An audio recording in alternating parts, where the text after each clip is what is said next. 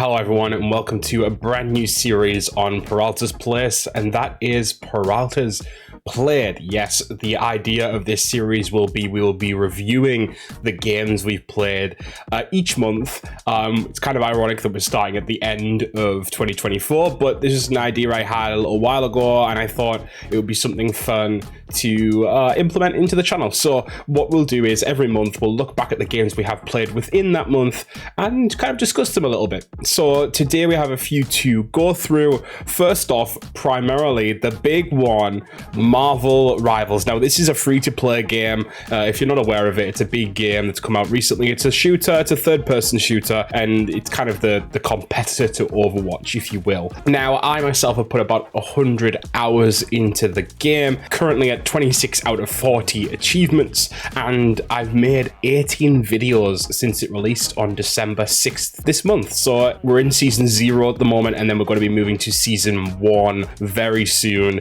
Looking forward to covering that. Very excited about that. Can't wait to dive into the game proper, because, you know, season 0 was a taster. You know, we're going to see a little bit more of the game, like kind of what it can be in season 1. So very excited for that. I have written down some pros for the game and some cons. This is how we're going to kind of do this every month. So pro, filled an itch in where other games haven't since Overwatch, the original Overwatch specifically. So that's 2016, and I do think a lot of people have said that. It does feel like being transported back to 2016 in a way, in terms of the mass hype for this game, the mass excitement for this game. And I think some of the issues that Overwatch had when it first started are some things that you see in Rivals currently. I don't think we've moved on that much as a community regards being able to be good at these games, so to speak. But generally, it has scratched an itch that I've not been able to fulfill since Overwatch 1. So that's a long time to go without that, but yeah, very good. Very much enjoy the game in that way, and it's appealing to an audience that haven't really had a kind of competitor apart from Overwatch since then. So I think that's obviously a win in a number of ways. Another pro, great design. I think this game, the characters look great. The fantasy of the characters is really good. I think the quality of the environments is really fun. The fact that you can destroy the maps. I think, you know, the dialogue is really fun. All that good stuff. You know, the typical things that make a good game. Movement feels somewhat lacking in areas, I will say. But other than that, I think movement is one of those ones that you have to kind of pace correctly, because like you look at Overwatch, for example, Anna had no kind of movement abilities, but then you have someone like Reinhardt who can charge right in. So you do have some kind of differentiation even in other games like Rivals. So, you know, it's one of those things where, yeah, it would be nice if everyone could get back to the combat quick, but that's kind of not necessarily how it always works. And another pro as well, great lore adherence. I think they've done really well in making these characters feel like the characters from the comics, the movies, etc., but also creating their own lore, creating their own deep cuts, and really making it feel like it's a world that's lived in, even though you're playing a game that fundamentally is about fighting an enemy team. You know, it's not about PvE, it's not about that type of stuff. Yeah, so in that way, I think that Overwatch is kind of needs to be on its best behavior with Marvel Rivals here, because those ways, I think Rivals has kind of got the eke out. What I will say is, and this is a con, and there's a lot of discussion about this at the moment, is that the player base, that's one of my big cons for this game, and that's the role queue debacle, as we'll call it. I personally have found that I struggle really enjoying the game at points because people are picking the incorrect characters at the incorrect times, not switching off them, not being good at the characters that they like and are picking, and then flaming other people in chat. Now, Overwatch went one way with this, and they added role queue, and personally, I commend Overwatch for doing that. It was a good, in my opinion, it was a good choice for their game. I do understand why Rivals has said they don't want to do that, because fundamentally they're trying to create more fun team-ups ideas, and they don't want to be limited by 2 tanks, 2 healers, 2 DPS, so to speak. Generally, you know, the issue isn't so much that people are picking 2-2-2 or even 1-2-3 or whatever you want to pick. It's that people aren't being willing to change, aren't being willing to adapt. I think there needs to be some kind of incentives put in the game personally to allow people, like, if you switch to, like, I don't know, if you switch to a tank, or maybe even you do put a queue in, but you put a queue in that isn't forced, but when you queue in, you decide that I'm going to be this role for this match, and you get a reward for it. or something like that. I think that could be a way of doing it without adding a specific role queue, but you say, I am going to be a Vanguard for this match. I would like to be a Vanguard for this match. And then you are locked in, but not necessarily anyone else. That could be hard depending on, again, causing an issue where you actually don't need a Vanguard anymore. Because I've seen groups where it's been like 3 healers, 3 DPS, and it's worked, you know? It's a hard one. I personally believe there should be kind of some... I think they need to find some way of rewarding people for changing if they're not doing well. I know it's a hard one. It's very hard to make up a system that actually works, but I think, you know, there needs to be a way to incentivize people to not pick the bad choices all the time. One other minor one that I have with this game, and it is actually very minor, there's a lot of UI issues in the game, I think. You know, one, for example, that comes to mind is the highlight intro button being right next to the upvote button when you're coming out of the menu for the game for a match, and you basically end up in like wasting your time watching someone's highlight that you weren't interested in watching. You just wanted to give them an upvote. But there's other things as well, like not being able to get to the special event tab, like the Jeff event that's going on currently, without going through like you have to go to the home screen, click on the event tab, click on number 2, and then hit into it. It's like, okay, it's a little bit much. It's a little bit much. It should be on the main screen, nice little big button. Just hit it and done. Like, I think they need to make the UI a little bit more user-friendly. Some of the stuff as well, some of the skins are kind of hidden away unless you look right into the character, and, you know, other stuff like that. I think there's ways they could make the UI a bit better. But gameplay-wise, I don't think there's an issue. Me personally, I do think there's a little bit of an issue from a like UI outside of the game, the menus standpoint. So that is Marvel Rivals. I think I'm really enjoying. Well, I don't think, I know I'm really enjoying that game. I'd give it, you know, the things I've talked about there, the cons, I think I'd give it an 8 out of 10. I think the game can be really, you know, really fun sometimes, to where I'd say I've just come out with some matches, 10 out of 10. And then other times I can come out and be like, this game is 5 out of 10 right now. So, you know, it's a game that you're going to get annoyed at sometimes. It's a game that you're going to love sometimes. And I think fundamentally it is well built, and especially for NetEase, a company that was making mobile games before this, and mobile games that didn't always do great, to come out and make this game was really good, and really it's really exciting, and I can't wait to see more from the game.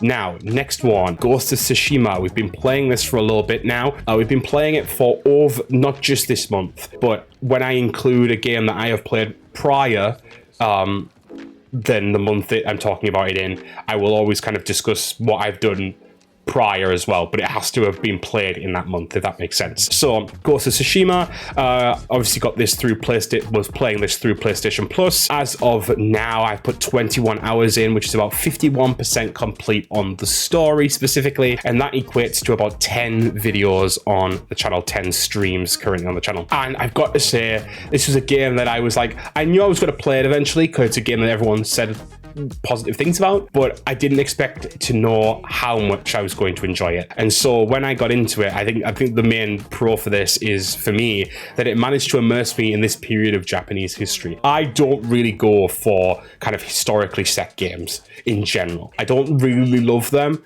I'm more a fantasy sci-fi person in general. I like being in other worlds, so to speak, out there in things that are a little bit more fantastical. But this really got me in there. Like, the beauty of the maps, this is another pro that I put down as well. Beautiful world, exceedingly enjoyable to traverse. Wind is a perfect way to feel authentic whilst giving direction to the player. So yeah, I think that's very true. The game really does make you feel like you're in this feudal Japanese setting, and does so in a way that actually you get really involved in these stories. I felt myself really rooting for Jin and the NPCs, the side characters too, you know, Master Ishikawa and the Adachis, you know, like all that type of stuff. Like, and I want to play more. I can't wait to play this one and then play Ghost of Yotai when that comes out as well. The combat as well was very well crafted, feels really fluid and rewarding. I do have a little bit of a con with that one regards archers. I'm very bad against archers in this game, and it frustrates me how they like knock 3 hours in the time it takes me to either knock one or get close enough to them. Like, I always seem to struggle with archers in this sort of thing, and archery in general, but that's more of a me thing. Like, it's not a game thing, it's a con that I have because I'm bad at it, but it's a con for me. But yeah, other than that, I think the game has a really good combat sense and style, and it feels so fun and rewarding when you like hit like your rage meter type thing. I forget what it's called in game, but when you start being able to like one hit people and you, like the red flashes up on the screen and it looks so fun, and yeah, love what the game does with its combat. One other con I do have for Ghost of Tsushima is that the map UI is a bit of a pain.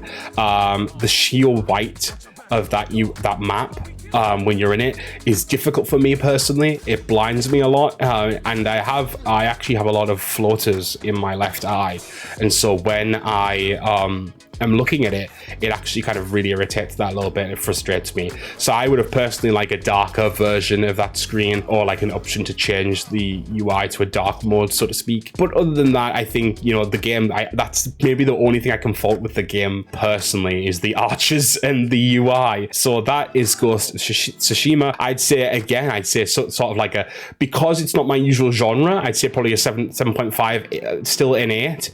But that's yeah, it's more to do with the fact that if you ask me, do you want to play Ghost of Tsushima or do you want to play a sci-fi game, I probably would jump to the sci-fi game. That's the only reason it's getting a lower mark, and that's nothing against the game. It's against me, really. In a way, it's my personal preferences. The next one, sort of what we're talking about actually just there, with Stellar Blade. Now, I did buy this game about 21 hours in, or was when I put these notes down. I think it's about maybe 24 now, something like that. 55% complete for the story and 15 videos on the channel so far. There was a few more shorts made for this one compared to Ghost of Tsushima, and I have a lot to say about this game because it is a little bit more of that sci-fi vibe, but yeah, I don't know.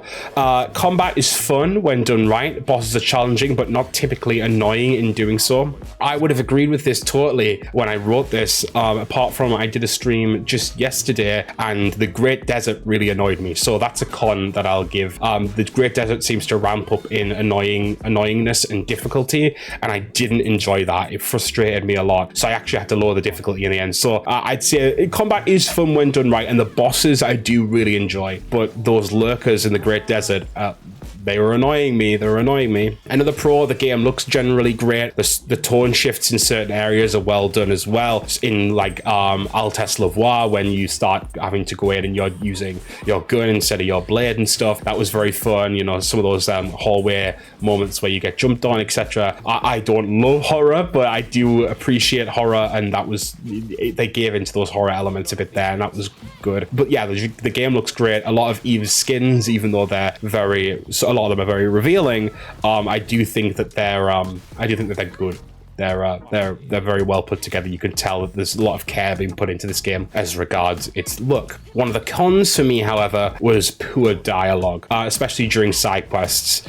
Adam and Lily interject a lot as well, often with nothing to really add. A lack of a specific big bad for me, aside from Mother Sphere, which is sort of starting to reveal itself as I'm going through the story. Doesn't help that, in my opinion, either. I feel like, you know, the fact that there's nothing really to go against apart from just this senseless wave of Natibas, it's what is losing me a little bit with the game. But yeah, I do feel like a lot of the dialogue in this game is exposition and not great exposition, and it feels like all these people are pretty dull in terms of the way they talk, and I get it because they're all robots to some degree, but it feels kind of lacking in places. It feels like I'm playing a simulacrum of real people, even though they think they're real people and they're not. But you know what I'm getting at. I think the dialogue could have been have more emotion in it. I think that's what would have gotten me more invested. Also, kind of following on from that, the story feels done before. So, you know, this story is basically the same story as Nier Automata, except Nier did everything that I just said about a little bit better, in my opinion. And if you were to ask me if on replay, like if I finish Stellar Blade, do you want to play Nier Automata or do you want to play Stellar Blade? I would probably pick Nier. I'd probably pick Nier. I feel like Nier has a stronger art style. I feel like it has a stronger world design, world idea, and ultimately stronger dialogue, characters, etc. So in that way, I like Stellar Blade. I want to like it more, but I think it's a 6 out of 10 for me. And it's not a bad 6 out of 10. This isn't your IGN review. This isn't where 6 is basically a 1. 6 for me means it's a good game, but it's nothing that I'm going to write home about. So yeah, I think in that way, you know, I like compared to like something like Ghost of Tsushima, which I just played, Stellar Blade would have been a game that I would have more gravitated towards generally, and yet I dislike it more than Ghost of Tsushima. So that's one to ruminate on, I'd say. Next, we have Indiana Jones and the Great Circle. So this is on Xbox Game Pass, and I've only played this for an hour and a half, there or thereabouts. 16% complete on the game, and I have done 2 videos on this. One that was the stream itself, and then the edit of that stream. For Pride of Game Pass, my series where I play games that have come onto Game Pass that are on Game Pass, and I know that's a small amount of time to really be reviewing a game. I can't say too much, of course, about how the story goes, etc., compared to the other games I've played, but there's some things still to discuss here. So, the game is bringing the Indiana Jones franchise to a new subset of fans and reinvigorating old fans. I watched some of the movies myself for the first time in prep for this game. So I had actually, let me speak properly, never watched Indiana Jones before this game, but I wanted to. So I actually went and watched the first, second, and half of the third movie before beginning to start the game, and really enjoyed the movie. So even if the game turns out to be a flop, like as I continue on with it, I feel like it's gotten me into something bigger, you know, the franchise in general, and I want to watch the rest of the movies now. So like, yeah, in that way, the game has succeeded on one level of just making a new Indiana Jones fan. So that's great. That's good. Another pro. Clear love for the Indiana Jones franchise. Even with such a small background myself from the films and the games, I can tell it's a thematic continuation, not just narrative. They've done very well, in my opinion, of making you feel like you're Indy, even down to picking Troy Baker as the voice of Indy in this. I didn't think it was going to fit, didn't think it was going to sound okay. It does sound okay. It sounds fine, and I think you really do feel like you're Indy, even though you know, you're not Harrison Ford. It's not even Harrison Ford's voice, but it works. And yeah, I want to play more. Very much do so. Do want to play more. It's just one that I don't want to go too far ahead in because of my Pride of Game Pass series. So yeah, there's a little bit of a wait there. Regards playing more. A con, the graphics, especially during the intro, the start to Raiders of the Lost Ark, which is kind of put at the beginning of the game to kind of remind you who Indy is to a degree. It took me out of the game. There's a little bit of poor shadowing. It reminded me of similar issues that BioWare's had in the past with stuff like Dragon Age Inquisition, where like the lighting really takes you out of the moment because it doesn't look real. It looks uncanny valley. I felt very much that during the first portion of the game at the very least. And then more my own fault on this one, but I often found myself losing track of where I was. Hints can be turned on by the game, but I was concerned to change it in case it suddenly became infantile in its easiness. Again, barely a con of the game, more a con of my own experience. I personally was circling around for quite a while in like not just one location, but a few, and I think I could have maybe done with a little bit more guidance, but I didn't want to turn that on. So that was my con. I get why. It's me. It's my fault. It's my fault. And then last but not least for this, Star Wars Hunters, which was being PC play tested. I think it still is being PC play tested. I only played for 46 minutes. Played previously on mobile though when the game launched on mobile, and I have one video on the channel. So that's a little bit of an indication of where we're going with this, but I still have some pros, I still have some cons. So fun character concepts, gameplay wise, especially Chaos, which I hadn't played during the mobile days of playing, so to speak. Chaos is a tank character that is one of the sentry drones, similar to K2SO from Rogue One, and really enjoy the design, the fact that you have a shield and then you can shoot over it. And then like you have like these kind of like big sweeping attacks is very fun. So they have, they do have good ideas for their game. I think if it was in a little bit more popular game, that would be a really fun character to kind of continue to play. Another pro, good understanding of universe and nice spread of associate characters. Basically what I'm saying by this is, you have a Mandalorian character, you have Imperial characters, you have rebels, you have bounty hunters, you have smugglers, you have some kind of force sensitive characters, you have some that aren't, you have droids, you know, even a droidica. You know, there's loads of different types of characters in this game, an Ewok, you know, and I think that is the big appeal of Star Wars. Star Wars is a vast amount of species and factions and political views, and I think that's what, you know, is a great thing to add to the game. So in that way, they had a nice spread of characters, and they still do have a nice spread of characters. A con, the PC version of the game doesn't feel all that different from a graphics perspective. It's a sound port, but ultimately still a mobile game on PC. I think for me personally, if you're bringing a game that's from mobile to PC that was made for mobile, you need to really up those graphics. You need to make it look slick as hell, because people are going to be saying, well, it's just a mobile game, why wouldn't I play on my mobile then? So in that way, you know, fine. I will say though that the controls were very intuitive for being brought over from mobile to PC. You think sometimes you might lose something there, but no, it was quite fine. It was good in that way. The other issue is this game is, I didn't quite say this at the start, but this game is a sort of, it's a MOBA. They're touting it more as a MOBA, but it's basically a shooter. It's a third-person shooter. And because Marvel Rivals has come out at the same time, and because those fan bases do intersect, and Marvel Rivals is already a pretty strong game, I think this is probably going to still stay on very low numbers in comparison. But that's not really the fault of the games. That's just poor timing, especially from Disney, who owns both these franchises, of course. But yeah, so I'd say Star Wars Hunters, I have nothing against the game. It's a 6, you know, it's a decent game, it's an okay game. When it comes to PC, I might still play sometimes, but not like super loads. And yeah, I think it's just a matter of wrong time for this game, like twice. You know, it took a long time for the base game to come out on mobile and Switch, and then it's since taken a long time to come to PC, and when it is coming to PC, it's come after the launch of Marvel Rivals, which is already fighting toe-to-toe with Overwatch. So yeah, I think you've got a little bit of a situation where basically this game is going to flop just by the fact it's come out at the wrong time. You know, it's a sound game. It's a sound game. Most of the games I've talked about today are sound. They're just either, you know, I love Marvel Rivals. Ghost of Tsushima is a game that is fun, but not necessarily my usual genre, but that's not a bad thing in this case. Stellar Blade needs, you know, I personally needed more emotion in it, and Indie, you know, there was a little bit of problems from my side regards how I wanted to play it, and Hunters, you know, it's Hunters. I don't know what to say about that game really. It's a fun little game, and that's sort of it. Yeah, so that is my games for the month. If you guys have opinions on these, let me know, and let me know if you like this series. If you enjoy it, let me know. Give me ideas for games to play. Give me ideas for games to put on Pride of Game Pass, on Late to the Party, all that type of stuff, and we'll see what we end up with for next month on Peralta's Played. Thanks guys for listening. I'll see you guys later.